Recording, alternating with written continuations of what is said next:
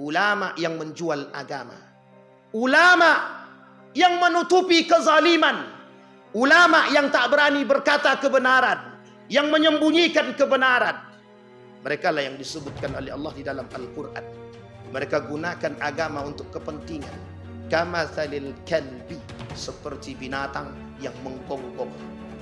Ketika diberi, lidah mereka menjulur. Ketika tidak diberi, lidah mereka tetap menjulur. Ketika mereka tidak diberikan kekuasaan, mereka terus mendekat. Ketika tetap diberikan kekuasaan, mereka tetap mendekat. Artinya apa?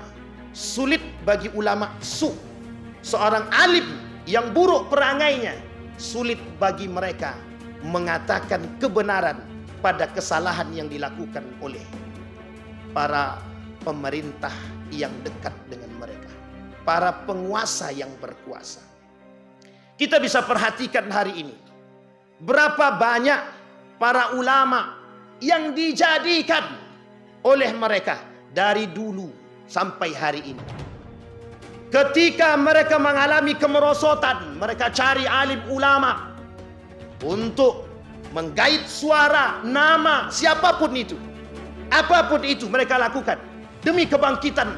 Mereka jadikan agama sebagai tempat untuk menciptakan kekuatan. Tapi ketika sudah berjaya, ketika mereka sudah di atas, mereka tak lagi perhatikan terhadap fatwa-fatwa ulama. Mereka tak jadikan nilai-nilai agama sebagai landasan roda kehidupan pemerintahan. Bismillahirrahmanirrahim. Assalamualaikum warahmatullahi wabarakatuh. Alhamdulillah. Alhamdulillahilladzi arsala rasulahu bil huda wa dinil haq liyudhhirahu 'ala ad-dini kullih wa kafaa billahi shahida. Ashhadu an la ilaha illallah wahdahu la syarika lah. Wa ashhadu anna Muhammadan abduhu wa rasuluh la nabiyya ba'd. Allahumma salli wa sallim wa barik ala hadzal nabiyil karim. Allahumma salli ala Muhammad wa ala ali Muhammad fil alamin innaka Hamidum Majid. Ittaqullaha haqqa tuqatih wa la tamutunna illa wa antum muslimun. Innallaha wa malaikatahu yusalluna 'alan nabi.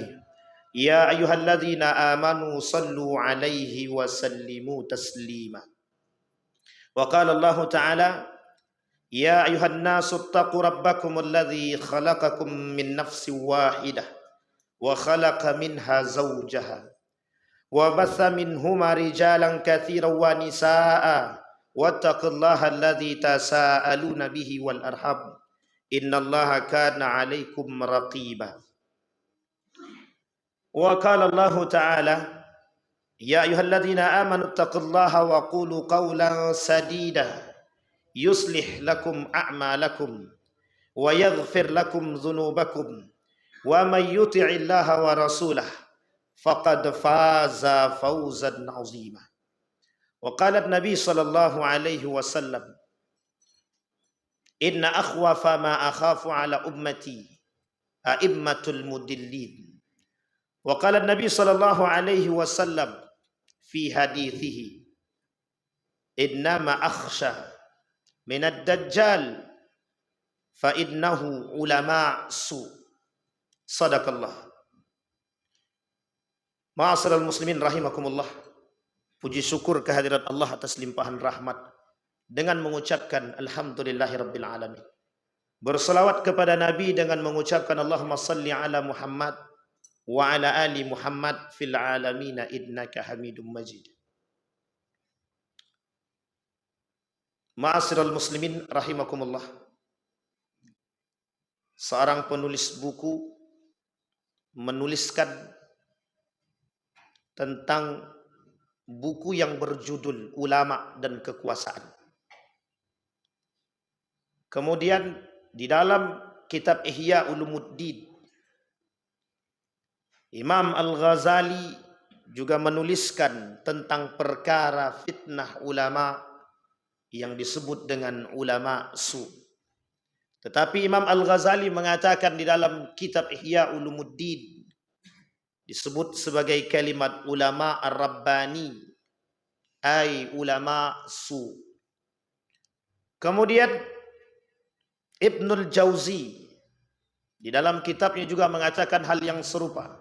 Kata Ibnul Jauzi, sesungguhnya ulama itu masuk atau diberikan dua kategori dalam dua golongan. Yang pertama disebut dengan ulama Rabbani atau ulama akhirat.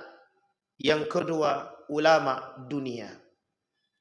Ali bin Abi Thalib mengatakan ulama dunia itu dan ulama akhirat itu. Kata Ali, ulama akhirat disebut dengan alim Rabbani. Tapi kemudian alimuddin, alimud dunia. Kata Ali bin Abi Thalib, ada ulama yang disebut dengan ulama dunia dan ada yang disebut dengan orang alim Rabbani. Allah berkata di dalam Al-Quran atau berfirman di dalam Al-Quran, innama yakhshallah min ibadihil ulama. Di dalam Al-Quran kalimat ulama dapat ditemukan dalam dua surat. Satu dalam surat Fatir ayat 28. Kemudian dalam surat Asy-Syu'ara ayat 197. Di dalam surat Al-Fatir Allah sebutkan tentang yakhshallah. Tidak ada yang paling takut kepada Allah selain daripada ulama. Kategori ulama di sini oleh Imam Al-Ghazali dalam kitab Ihya Ulumuddin disebut sebagai ulama Rabbani. Apa itu ulama Rabbani? Ulama yang takut kepada Allah. Karakter dan ciri-ciri ulama ini disebutkan. Yang pertama, khasyah. Dia takut kepada Allah. Makna khasyah berbeda dengan khauf. Kalau makna khasyah, dia takut kepada Allah, tapi dia tak takut kepada manusia. Dia takut kepada Allah, tapi dia tak takut kehilangan segalanya. Maka yang dia takut cuma Allah. Tapi berbeda dengan makna khauf. Khauf artinya takut. Dia takut kepada Allah dan dia juga takut kepada dunia. Kadang-kadang ketakutan mereka terhadap dunia lebih daripada ketakutan mereka kepada Allah. Kemudian yang kedua disebut sebagai alim Rabbani, kata Ali bin Abi Thalib. Ulama akhirat, kata Imam Al-Ghazali. Karakter yang ketiga tawadu. Karakter yang keempat, dia adalah ulama yang berakhlak mahmudah. Karakter selanjutnya, ulama yang tidak menjual agama. Karakter selanjutnya, ulama yang tidak mudah berfatwa. Oleh para ulama disebut sebagai ulama Rabbani.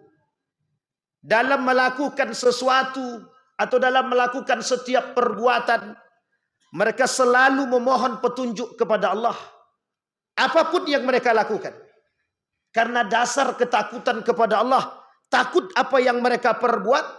Takut apa yang keluar dari lisan mereka. Tidak diridhai oleh Allah subhanahu wa ta'ala.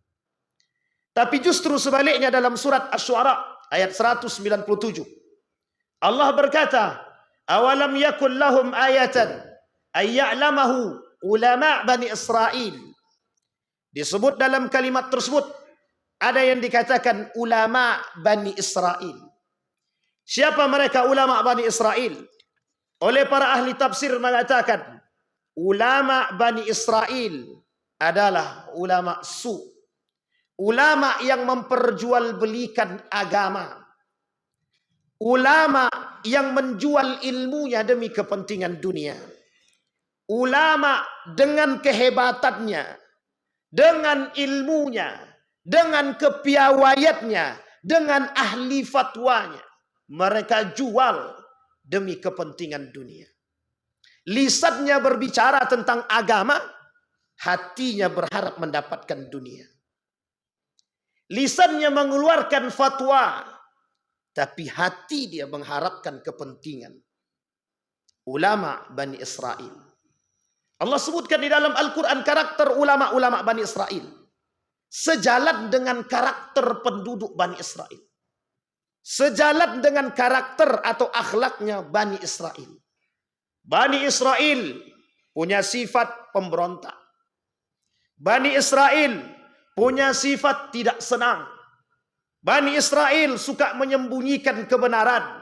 Bani Israel tak suka dengan keadilan. Maka bermunculan para ulama-ulama Bani Israel dari kalangan mereka yang memunculkan fatwa sesuai dengan kepentingan rakyatnya. Yang mereka keluarkan titah-titah agama yang menyesuaikan dengan kepentingan penduduknya. Ma'asyiral muslimin rahimakumullah. Abu Hurairah berkata, "Man ta'allama ilman mimma yabtaghi bihi wajhallah la yata'allamuhu illa liyusiba aradan minad dunya lam yajid arafal jannah yaumal qiyamah." Ulama yang kita sebut dengan ulama Bani Israel yang memperjualbelikan agama atau ulama su' yang dengan kepiawaian dan kehebatan dan ilmunya mereka gunakan untuk mencari kepentingan dunia atau sengaja berdiri terdepan demi menyembunyikan aib-aib yang lain. Orang-orang seperti ini biasanya mencari kepentingan dan keuntungan untuk kepribadian mereka. Maka jika kita temukan orang-orang seperti ini, kata Nabi dalam hadisnya, mereka mempelajari ilmu liyusiba minhu aradat dunia. Mereka pelajari ilmu. Mereka jual beli ilmu mereka hanya untuk kepentingan dunia. Mereka tidak akan pernah mendapatkan surga. Bahkan dalam riwayat yang lain dikatakan adkhalahu jahannam. Mereka akan dimasukkan ke dalam neraka jahannam. Bahkan Nabi mengatakan dalam hadisnya, tidak ada yang paling ditakuti. Atau dalam bahasa yang lain, yang paling aku takuti bukan Dajjal. Tapi yang paling ditakuti oleh Nabi adalah ulama su. Apa itu ulama su? Kata Umar bin Khattab, a'immatul mudillid. Siapa a'immatul mudillid? Imam-imam, ulama, alim yang menyesatkan.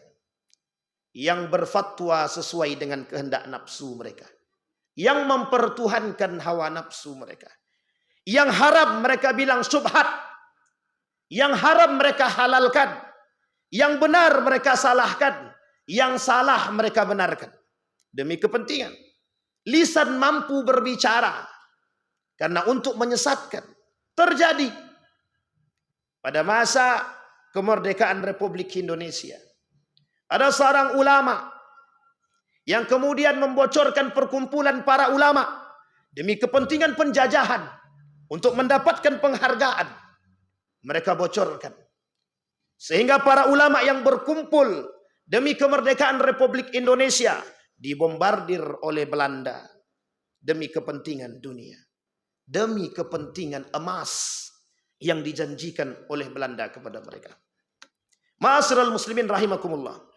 Dalam riwayat yang lain dikatakan, man ta'allamal ilma liyubahi bihi aw yumari bihi as-sufaha aw yasrifu bihi wajhan nas ilaihi adkhalahu Allahu jahannam.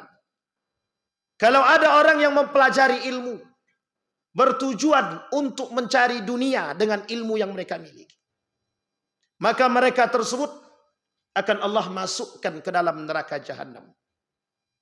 Tak salah ketika seorang alim datang kepada seorang alim yang lain bertanya tentang ulama su. Dinukil satu hadis, kelak akan datang satu masa mereka membaca Al-Quran lebih fasih daripada kita. Mereka ibadah lebih baik daripada kita. Mereka berbicara afsah, lebih afsah daripada kita. Mereka berilmu, lebih berilmu daripada kita. Tetapi yaqra'un al-Qur'an hatta fi unuqihi. Mereka cuma baca Al-Quran sampai di tenggorokannya. Ilmu yang mereka pelajari tentang agama sebatas tenggorokan mereka, tak sampai kepada hati mereka. Ilmu yang mereka pelajari hanya untuk membuat bagaimana perut mereka terisi. Maka tak salah ketika ada yang mengatakan ulama su adalah ulama yang berbasis kepada perut mereka. Maka tak salah ketika Nabi berkata di akhir zaman, himmatuhum butunuhum. Kelak yang akan menjadi prioritas umat manusia, termasuk orang-orang alim, adalah perut mereka. Ketika Dajjal turut, tak ada satupun yang bisa selamat. Tak bermanfaat keimanan seseorang, kecuali mereka yang sudah membekali diri mereka sebelum datang daripada Dajjal itu sendiri. Bahkan orang yang alim, yang cinta kepada dunia, akan tergelincir dengan kehebatan yang disebut dengan Dajjal. Ma'asyiral muslimin rahimakumullah. Ketika Umar bin Khattab berkata, apa kata Umar bin Khattab dalam hadis tersebut? Hadis ini mauquf. Hal tadri man yahdumuddin? Tahukah kalian siapa yang akan menghancurkan agama ini? Yang akan menghancurkan agama ini, zalatul alim, tergelincirnya para orang-orang alim. Ma'asyiral muslimin rahimakumullah. Ketika Ibnul Qayyim Al-Jauzi membagi dua jenis ulama dengan karakter-karakter dia. Kata Ibnul Qayyim Al-Jauzi, ulama yang pertama disebut dengan ulama dunia, haus kekuasaan. Karakter yang pertama, ulama yang selalu mencari kekuasaan. Manis dada minas sultani qurban illas dada minallahi bu'dan. Ay manis dada minas sultani qurban la yazdadu minallahi illa bu'dan. Ketika ada orang alim yang mencoba bersahabat lebih dekat dengan para penguasa, tiada lain tujuan mereka hanyalah untuk mencari dunia.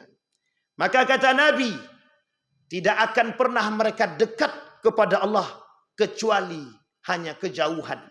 Artinya apa? Yang mendekat kepada penguasa, yang selalu mendekat kepada penguasa demi kepentingan dunia, tidak ada yang bisa mereka harapkan. Kalau mereka tidak memiliki iman yang kokoh, yang kuat, mereka akan terjerumus. Mereka yang akan menyesatkan atau disesatkan. Sehingga tak salah. Bukan semakin dekat dengan Allah, tapi justru semakin jauh. Imam Al-Ghazali ketika ditawarkan menjadi penasehat kerajaan, diambil ketika pemerintahan masa itu masih berjalan pada jalan yang sesungguhnya. Tapi kemudian ketika menyeleweng dari ajaran agama, nilai-nilai agama, Imam Al-Ghazali mengambil kebijakan dan keputusan yang baik. Keluar. Kenapa Imam Al-Ghazali keluar? Karena Imam Al-Ghazali mengatakan, kalaulah mereka tak mau mengikuti perkataan atau nilai agama, lebih baik aku keluar daripada pemerintahan tersebut. Ini adalah kebijakan seorang yang alim. Ini adalah kebijakan yang baik dari sebagai seorang yang ulama, yang alim.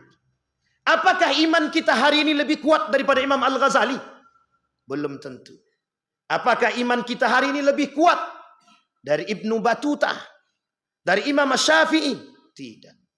Artinya apa? Kalaulah kita tak mampu membentengi diri kita dengan kekuatan yang betul-betul kuat, maka bisa dikatakan mungkin dunia yang kecil bisa membuat mata kita tertipu. Hanya kecil. Allah kata dunia ini kecil. Dunia ini tak seberapa dengan kekuasaan Allah. Ya bani Adam la takhafanna min dhi sultan fa inna sultani baqiyat. Allah kata, kekuasaan Allah itu tinggi. Kenapa kalian masih mendekat kepada penguasa demi kepentingan? Mendekat kepada penguasa demi pesantren. Mendekat kepada penguasa demi sekolah. Mendekat kepada penguasa demi mendapatkan kecipratan dana-dana. Yang dengan itu lisan kita tak mampu berkata ketika mereka melakukan perbuatan yang salah. Seorang ulama dari Perlis mengatakan, satu ketika beliau diberikan fasilitas yang lengkap, rumah, mobil, ketika dia menjadi penasehat kerajaan. Apa yang dia katakan? Kelak ketika aku menerima pemberianmu, lisanku tak mampu menyalahkan perbuatanmu yang salah. Maka mulai hari ini aku tolak semua pemberianmu. Ini adalah kebijakan yang baik dari seorang yang alim. Jika tak mampu kita melakukan perbuatan yang baik, atau tak mampu merubah karakter orang, sebaiknya kita menjadi orang yang menjaga diri kita. Itu lebih baik. Kemudian karakter selanjutnya, suka mencari harta. Kemudian dengan kedekatan mereka, mendukung kezaliman, menyesatkan melalui fatwa-fatwa mereka. Ma'asyiral muslimin rahimakumullah. Menjual agama demi dunia. Bahkan dikatakan dalam Al-Quran, yashtaruna biayati thamanan qalila. Ulama-ulama yang seperti ini Allah sebutkan di dalam Al-Quran, kamathalil kalbi, seperti binatang yang menggonggong. Siapa mereka? Ulama yang menjual agama, ulama yang menutupi kezaliman, ulama yang tak berani berkata kebenaran, yang menyembunyikan kebenaran. Mereka lah yang disebutkan oleh Allah di dalam Al-Quran. Mereka gunakan agama untuk kepentingan. Kamathalil kalbi, seperti binatang yang menggonggong. Ketika diberi, lidah mereka menjulur. Ketika tidak diberi, lidah mereka tetap menjulur. Ketika mereka tidak diberikan kekuasaan, mereka terus mendekat. Ketika tetap diberikan kekuasaan, mereka tetap mendekat. Artinya apa?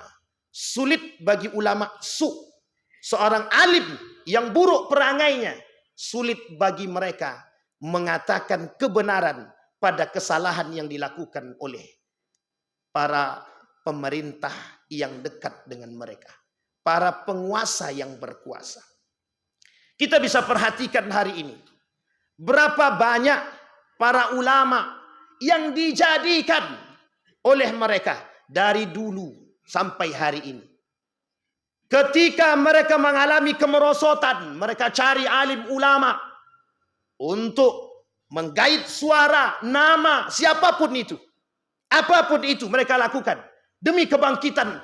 Mereka jadikan agama sebagai tempat untuk menciptakan kekuatan. Tapi ketika sudah berjaya, ketika mereka sudah di atas, mereka tak lagi perhatikan terhadap fatwa-fatwa ulama. Mereka tak jadikan nilai-nilai agama sebagai landasan roda kehidupan pemerintahan. Ma'asyiral muslimin rahimakumullah. Artinya apa? Di akhir zaman, kata Nabi, akan bermunculan orang-orang yang seperti itu. Bahkan orang-orang seperti ini Allah sebut di dalam Al-Quran. Bahkan Nabi sebut di dalam hadisnya sebagai manusia-manusia munafik. Bahkan dalam hadis Hudzaifah ibnul Yaman dikatakan mereka adalah orang-orang yang alim du'atun ila abwabi jahannam. Para alim, para da'i yang mengajak rakyatnya kepada neraka jahannam. Ma'asyiral muslimin rahimakumullah. Maka kita perlu hari ini menciptakan karakter-karakter pemimpin ulama. Kita harus ciptakan sebelum pemimpin kita alim, kita harus ciptakan para alim-alim kita yang betul-betul alimul akhirah. Mereka ulama akhirat. Siapa mereka? Bagaimana karakter mereka? Tidak mengejar dunia, menjauhi sikap yang berlebihan, tidak bersahabat bebas dengan para penguasa, berpihak kepada rakyat, tidak mudah mengeluarkan fatwa. Kita munculkan orang-orang. Hari ini bermunculan pondok-pondok pesantren yang mengajarkan nilai-nilai agama. Kita tanamkan pada diri-diri mereka menjadi manusia-manusia pejuang. Kurang apa ulama kita hari ini banyak, tapi mengapa kriminal semakin banyak? Narkoba merajalela, perzinahan semakin terang-terangan, khamar di mana-mana. Artinya apa? Yang kita takutkan dari sekian banyak para alim yang datang kepada kita adalah alim su, ulama-ulama yang berperangai buruk. Sehingga apa yang mereka katakan tak sejalan dengan apa yang mereka perbuat. Sehingga apa yang mereka katakan tak masuk dan tak mampu mengajak kita menjadi manusia yang lebih baik. Ma'asyiral muslimin rahimakumullah. Kesimpulan dari apa yang kita sampaikan, mari kita ciptakan generasi-generasi Rabbani yang takut kepada Allah.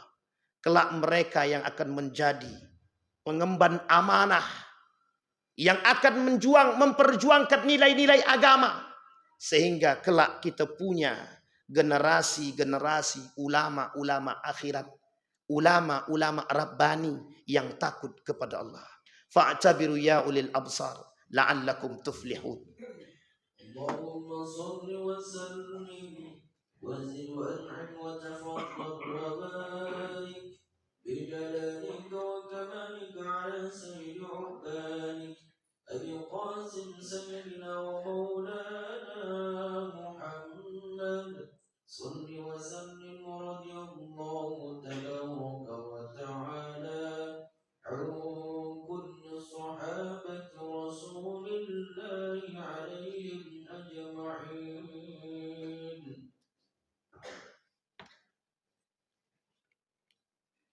Alhamdulillah, alhamdulillahilladzi hadana li hadza wa ma kunna linahtadiya laula an hadana Allah. Asyhadu an la ilaha illallah wahdahu la syarikalah wa asyhadu anna Muhammadan abduhu wa rasuluh la nabiyya ba'd. Allahumma salli wa sallim wa barik ala hadzal nabiyil karim. Allahumma salli ala Muhammad wa ala ali Muhammad fil alamin innaka Hamidum Majid. Ittaqillaha haqqa tuqatih wa la tamutunna illa wa antum muslimun. Inna Allaha wa malaikatahu yusalluna 'alan nabi. Ya ayyuhalladzina amanu sallu 'alaihi wa sallimu taslima. Allahumma ighfir lil muslimina wal muslimat wal mu'minina wal mu'minat bi rahmatika ya dzal jalali wal ikram. Allahumma a'idna 'ala dzikrika wa syukrika wa husna ibadatik. Allahumma ighfir lana dhunubana wa kaffir 'anna sayyi'atina wa tawaffana ma'al abrar. Allahumma rzuqna imaman 'adilah. Allahumma rzuqna imaman 'adila. Allahumma rzuqna 'aliman sabira. Allahumma rzuqna 'aliman sabira. Allahumma ansur ikhwanana al-mujahidin fi Palestin wa fi Gaza wa fi kulli makan. Allahumma dammiril yahud. Allahumma ahlikil kafarata wal mubtadi'at wal musyrikin. A'da'aka a'da'ad din. Allahumma aslih akhlaqa syababal muslimina wal muslimat والمؤمنين والمؤمنات برحمتك يا ذا الجلال والإكرام. ربنا آتنا في الدنيا حسنة وفي الآخرة حسنة وقنا عذاب النار. عباد الله